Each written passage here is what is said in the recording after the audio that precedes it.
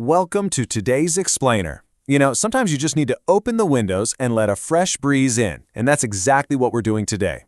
We're exploring a deeply refreshing, expansive new perspective on modern faith by unpacking Reo Youngdae Kim's groundbreaking 15-volume series, the Eden Theology and Philosophy series.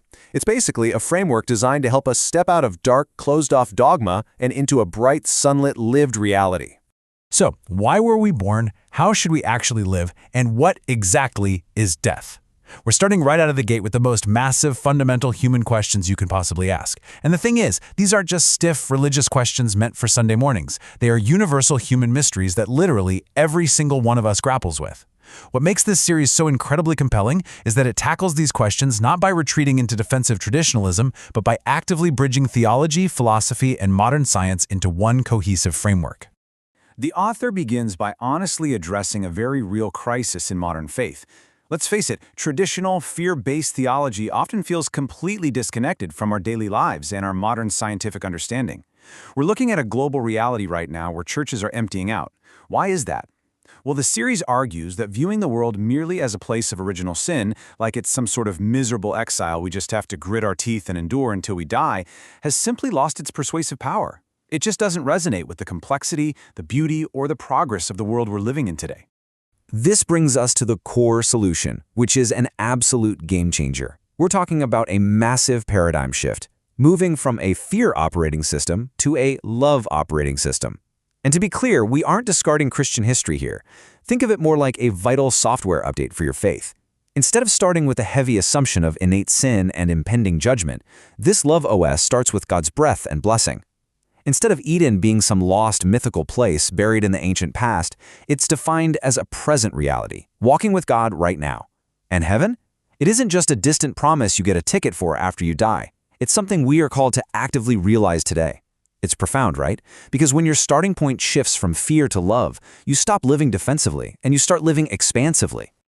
Okay, moving on to Section 2, Science as a New Translator.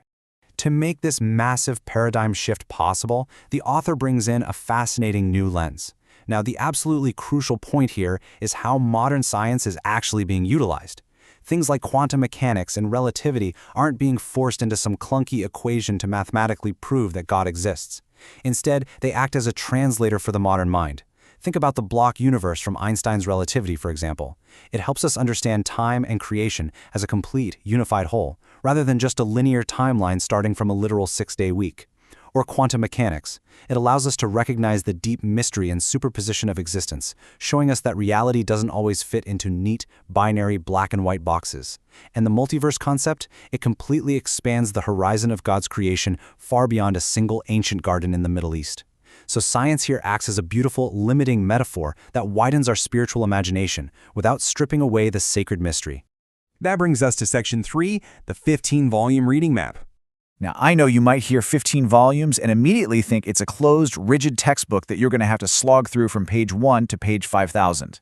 But don't worry, the author has brilliantly structured the series into 4 distinct reading paths. It acts as an open, guided tour that bends completely to your own personal, spiritual, or philosophical questions. Let's quickly break down what these paths actually look like. Path 1 covers basic theology, which is volumes 0 through 6. If you're looking for an easy, welcoming entrance into these expansive ideas, this is exactly where you want to be. It provides the core foundation in everyday, highly accessible language. You'll cover everything from understanding the breath of God and the concept of a present Eden all the way to addressing those ultimate, heavy questions of death and the afterlife.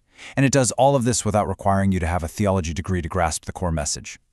Then we have Path 2, Eden Philosophy, covering volumes 7 and 8. For the spiritual seekers and philosophy enthusiasts out there, this path takes a step outside traditional religious boundaries. It broadens the borders to ask deeply human philosophical questions about life, the nature of true happiness, and what death actually means. What's so fantastic about this specific path is that it's entirely accessible, even if you are a completely non-religious reader who's simply trying to figure out the meaning of a well-lived life.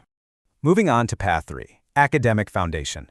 For the scholars, the researchers, or honestly those who just love a rigorous deep dive, we have volumes 9 and 10. This path provides the deep academic foundation that systematically argues these theological concepts.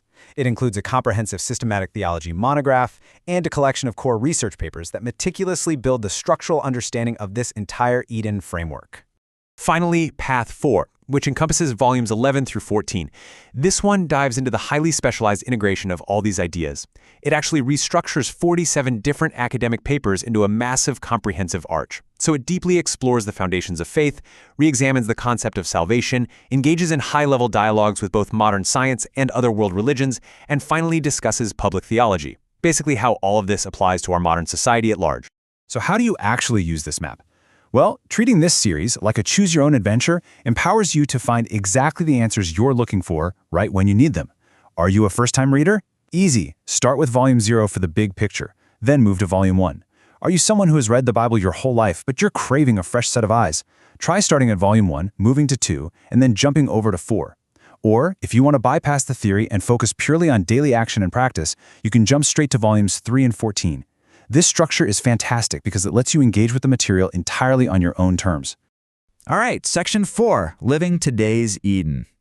Because we have to ask, how does all this lofty theology and science actually translate to your Monday morning commute?